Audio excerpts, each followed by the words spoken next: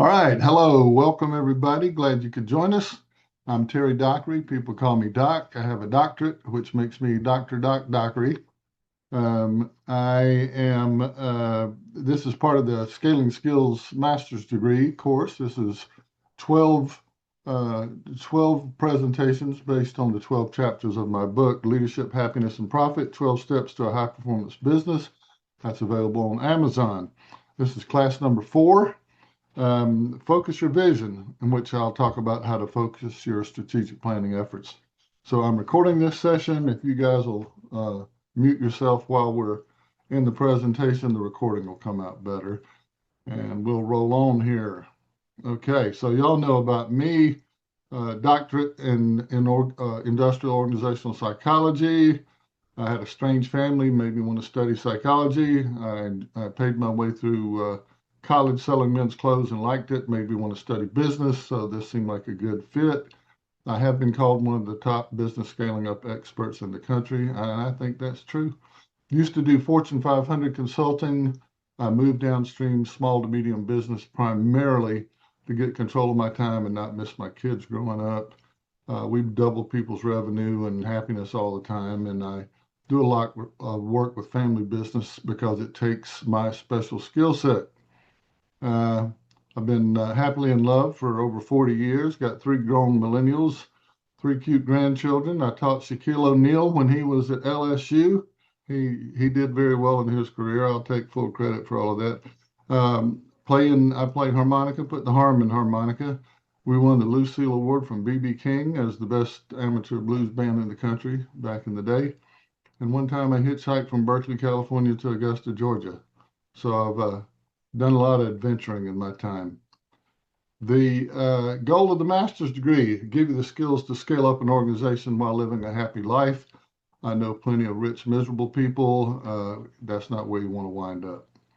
So, class number 4, learning how to set achievable goals and reach your vision of success.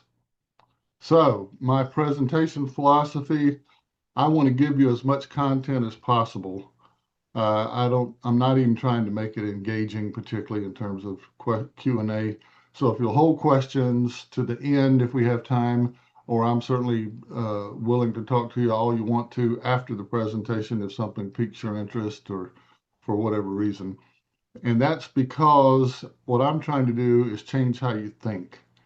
If I can help you think better, most of our feelings are generated about how we think about the world. If you step in front of a moving bus, it'll always feel bad, but most of our feelings are generated by our thoughts. And then how you feel generates a lot of your actions, because when you get inspired, you do things as a business person or in your personal life. And of course, the actions dictate the kind of results you get. So that's why I'm doing it this way. Top 3 takeaways from this presentation: ambiguity is your enemy. Decide how much is enough, and you can only have one first priority.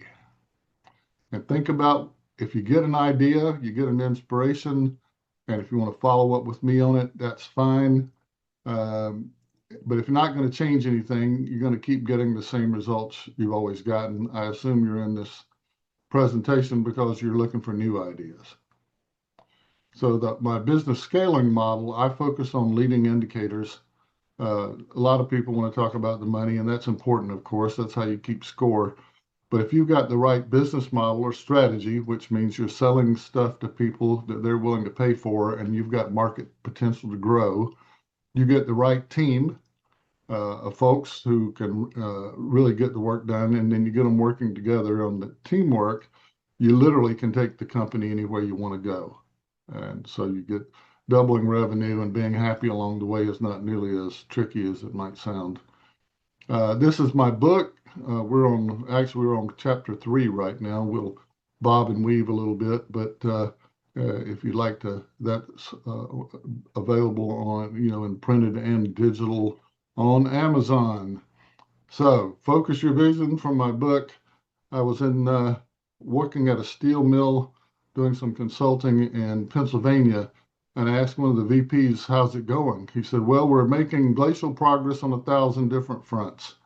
So that's exactly what you don't want to do. So you need a target. What is your vision for success? If this is from back in my era, uh, the Charles Wright and the Watts 103rd Street Rhythm Band, there was a song called Express Yourself. And he said, some people have everything and other people don't, but everything don't mean a thing if it ain't the thing you want. So the idea is define success clearly for yourself so you'll know what you're shooting for and you'll know when you can feel good about being successful and not become obsessive about it. So ambiguity is your enemy. If anybody that knows me, that's probably the most often quoted thing that I say, and I'll talk more about that. So, what's your first priority? Is it being rich or being happy? And a lot of people think it's the same thing, and it's not. In fact, very wealthy people are the least happy people in America statistically because they spend too much time chasing money and not enough time on the other sources of happiness. So, and it really is a whole lot easier to get rich than be happy. It takes a broader skill set. I'm a big fan of the KISS principle. If you keep things simple, you can execute them. The more complex things get, the more problems you're going to have. Now, sometimes you can avoid the complexity because you get into some technology areas and so forth. But I'm saying the simpler you can make it. Albert Einstein was a pretty smart guy, and even he agrees that the simpler you can make it, the more likely you can execute it. There are four main sources of happiness from the research in positive psychology: a caring relationship with yourself, you're with yourself 24/7, and how you treat yourself makes the most difference of anything else in your happiness. Are you demanding and critical of yourself, or are you an encouraging, validating kind of coach to yourself? Caring relationships with other people. We are pack animals. We are biologically wired to form close relationships with other folks. If you deny yourself that, you will never be completely happy. Work you love doing because you spend so much time at it, whether it's paid or unpaid. You need something to do that gives you a sense of fulfillment. It keeps your mind busy and makes you feel like you're making some kind of positive contribution in the world if you're really going to be happy. And of course, you need enough money to pay your bills with some left over for having fun. And after you reach that point, a whole lot more money, it really doesn't increase your happiness by a commensurate amount. It's a matter of having enough money not to worry about money. After that, it's just kind of gravy, and folks get too obsessed about money, like I said, and they wind up screwing up these other sources of happiness. So, how much is enough? I got one CEO, he's got a 30 or $40 million business, and he thinks he'll be happy when he gets to 50 million. That suits me just fine. That sounds like a whole lot of money and a whole lot of work, but I'm happy for him to help him achieve it. He's a good guy. So if you don't set that uh, boundary for yourself or that target, you get into imbalance. You can get into being obsessive, and people like that are driven and they're never happy and they never have enough, and it's a miserable way to live. So you want to avoid that if you can. And you get into comparisonitis, there are always going to be people who have less money than you and more money than you. So it's all the more important to decide how much is enough for you. Leadership, just to touch on it, as you're focusing your vision as a leader, the main thing that makes you successful as a leader is caring about the people who follow you. Now, that's assuming you've hired good people who have good values. Keeping them happy and helping them achieve their individual goals is what makes you successful as a leader. The second most important thing is initiating structure. That is coming up with a strategic plan and then come up with a tactical plan to achieve that. So that's basically organization, but it's the people side that makes the most difference. This was from the Ohio State studies, which was maybe 20 or 30 years worth of research done some while ago, but it's really the most extensive longitudinal research that's ever been done on leadership. So it's worth paying attention to. If you think about your business as an energy system, if you had 100% of it focused on having fun, making money, and doing good, you'd be copacetic. When I'm called into an organization, what I usually find that there's usually confusion and ambiguity, which creates conflict. There are then politics with backdoor meetings and so forth, which causes resentment. And that's an organization that leads CPR. I'm really proud of that joke, so y'all just take note. Anyhow, what we're trying to do is recapture that energy that's been lost to ambiguity and conflict and channel it into making money and having fun. Okay, let's get into more granular stuff. Mission statements.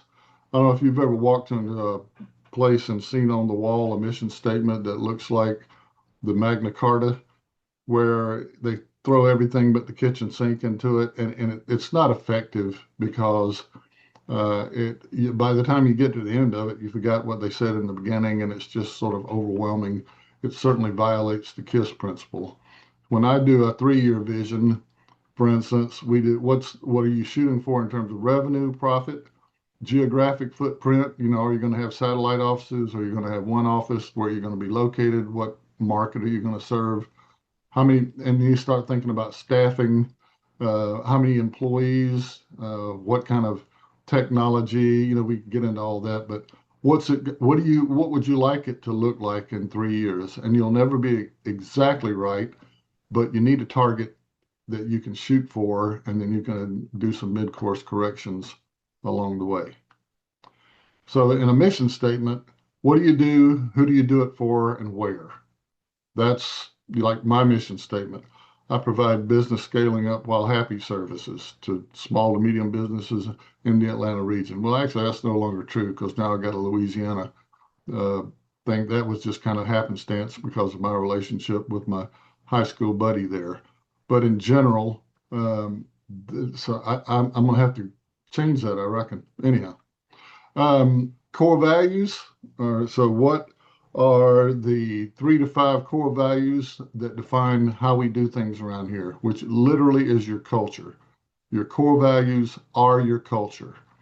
Mine are have fun, make money, and do good. Have fun. Everybody deserves to be happy. If you work with me, I'm going to focus on making you happy, and money's just part of it. Having enough money not to have to worry about money or whatever, how much you think you need. And then doing good. We treat people like we want to be treated. I don't know any other way to live. It's the only thing that makes sense to me.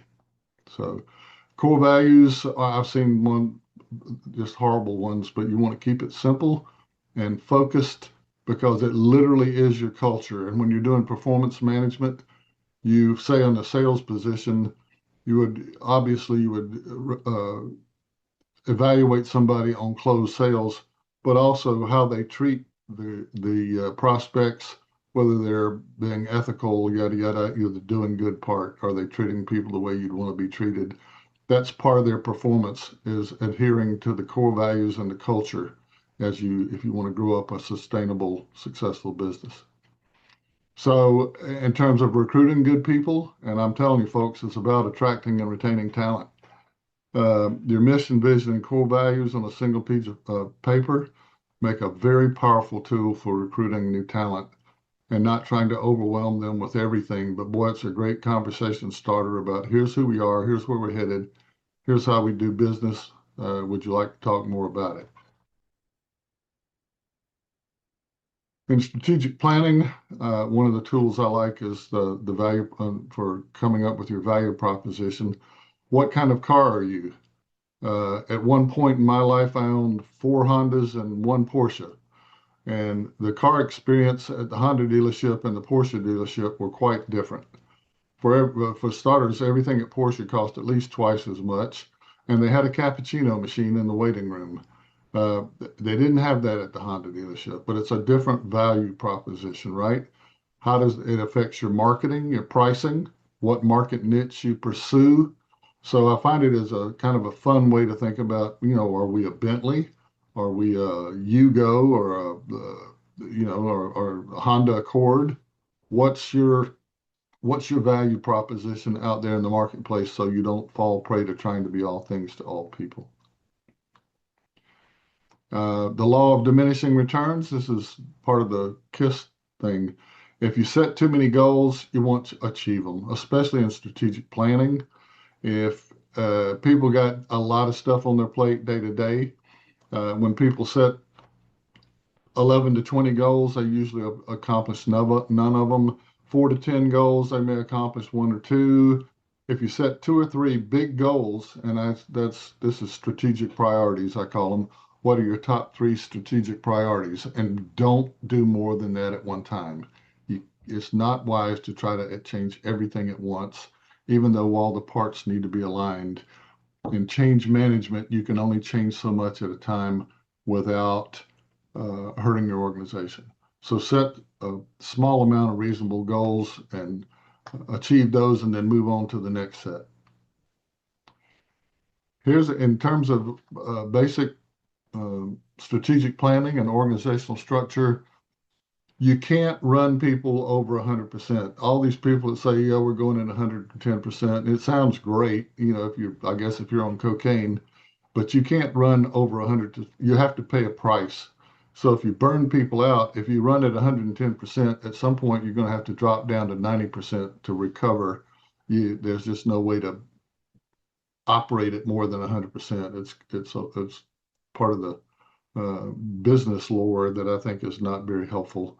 So when people get tired, and they also make bad decisions, you know that from your personal life. Once you're tired, you can't think clearly. You don't make as good decisions.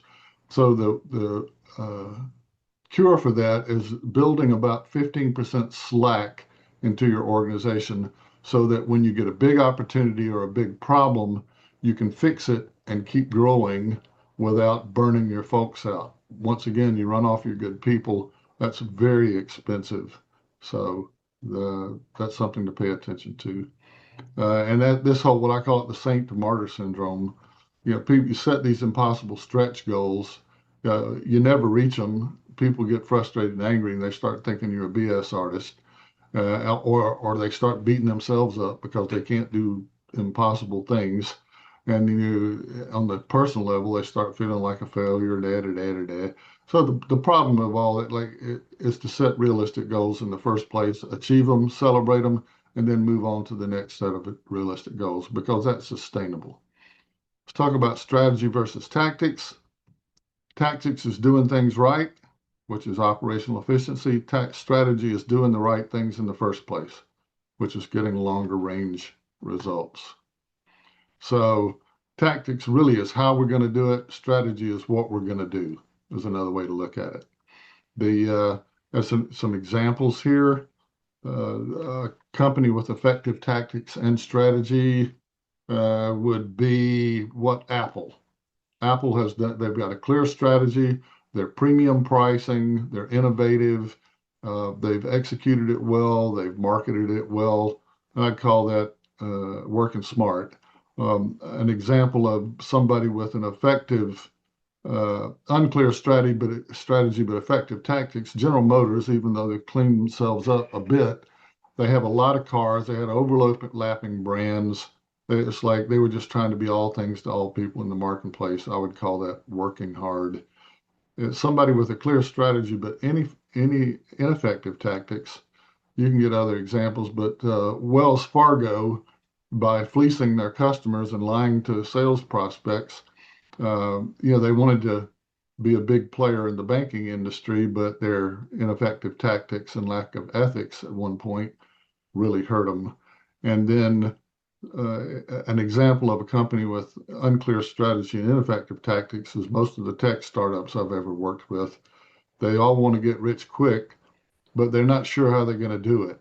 And they have very little idea about how to build a sustainable business in such a volatile sector, that they're just kind of, I don't know if you remember the company Yik Yak, but a couple of young guys here in Atlanta got a bunch of seed money and blew through it. You'd read about all the excesses and the drinking at the job and ping pong tournaments and this and that, and they blew through that money and failed very quickly. So something to think about.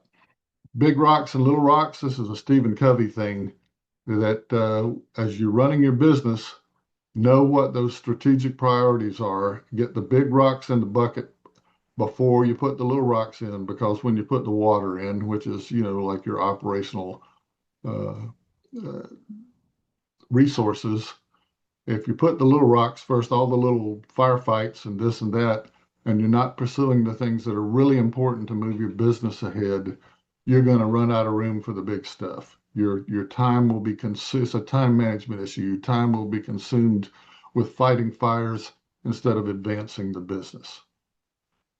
And then the same thing. Another metaphor for this is signal to noise ratio. That if your strategy is not clear to everybody who's working on it with you because of all the demands on their time day to day, that you lose focus on the things that are really going to matter in the long run. So being able to hear the speaker clearly in a podcast or video, if there's a lot of background noise, you can't hear what the message that the speaker is trying to give you. And so the top three strategic priorities, I spoke about this before. I think it's a good number. I'm a big fan of the rule of three, but the things that come up in my work often are clarifying roles and responsibilities, getting more business through the door, succession planning, diversification, whatever it is that we need to do to move the business forward. And this is a strategic dashboard that I favor. I got to train with Stephen Haynes, who was one of the fathers of modern strategic planning. And this is his dashboard that he would monitor at the highest level now: financial performance, of course, employee engagement, because you need to attract and retain talent over time, customer satisfaction. Obviously, those are the folks giving you money. You want to look at your operational efficiency in a manufacturing business. That might be uh, turns of inventory, or in a sales organization, how many sales closing rate, whatever. When you get larger, it starts to be more important to monitor the performance of your competitors, if you're competing for a limited market share. In my area of consulting, that's usually not a concern. If you spend too much time tracking your competitors, you lose sight of what you're providing in the marketplace. But it's something that becomes more important as your organization gets bigger. And then contribution to society. If you're not making a positive difference in the world, it's not very fulfilling personally, and it's hard to attract the best talent either. People like to feel like they're doing good work and making some kind of positive difference with their lives. And then I like to include your three strategic priorities, which gives you a 9-item dashboard. So when you get together and start talking strategy, because you've got a lot of other things you're measuring and monitoring, but this will focus you back on the things that are really driving your business forward long term. Uh, and then when we're making strategic decisions, to keep it simple, when we're talking about an initiative, does it fit with the strategy? What's the financial impact? And what's the ease of implementation? And those are the ideas that we tend to implement, because you'll never be able to implement all the ideas you have. And the three most common strategic planning mistakes I see are insufficient clarity and focus, like we've been talking about. That people don't have a clear vision. They're trying to be all things to all people, or they're trying to do too many things at once with too few resources. So everybody's stressed and scattered, and that's when I say ambiguity is the enemy. It starts with that, right? It's like, why are we here? What's your role in achieving it? Those kind of things. And so that ambiguous roles and accountability. Yes, teamwork's important, but you can't hold a team accountable. You can only hold individuals accountable. So you need to have clear reporting lines. Who's in charge of sales? Who's in charge of marketing? Who's in charge of legal? Whatever. Just pick who's in charge of production if you're producing whatever you're producing. And because sure, they may have a team underneath them or reporting to them, but you need a person who's overseeing that basket of activities, and keeping tabs on whether you're succeeding or not. And then really all talk and no action. People tend to resist change because it's kind of scary. You don't know what's going to happen. But if you make plans and then don't follow through, pretty soon your followers will start to ignore you and realize that you're not going to change anything. So it doesn't work well. So once again, top three takeaways. Ambiguity is your enemy. Decide how much is enough so you know when you've gotten there and you can celebrate it and enjoy it. And then you can only have one first priority. You need to decide whether you want to, it's more important to be rich or to be happy, as an example of that. And that'll help you in your decision making because once you decide on the big stuff, the little decisions become pretty easy. So, what's your dream uh, when you think about your vision for that happy day to day life? A part of which is having plenty of money and not having to worry about it. Um, Think once again about if you've gotten an idea or an inspiration, what change are you willing to make or thinking about? If you want to talk more with me, I'm always available. Please feel free to reach out anytime. Next time I'll be talking, class 5 is talking about more about core values and how to build a high performance culture. We'll get more granular about that. There's the book again. That will be chapter 4 that we'll be focusing on. I'm going to put a video of this presentation on my YouTube channel. And if you want to connect with with me on LinkedIn, if you're not already, I have a weekly newsletter, and then we have twice monthly virtual and free half-hour expert speakers, me being one of them. And grade if you're thinking about your organization, grade your team on do you have the right business model A through F, the right team A through F, and the right teamwork A through F. And just that simple exercise might give you an insight about what levers you need to pull to take it to the next level. Please feel free to reach out to me anytime. Call me. There's my email address, or text me if you like, and I will be happy to talk with you about whatever.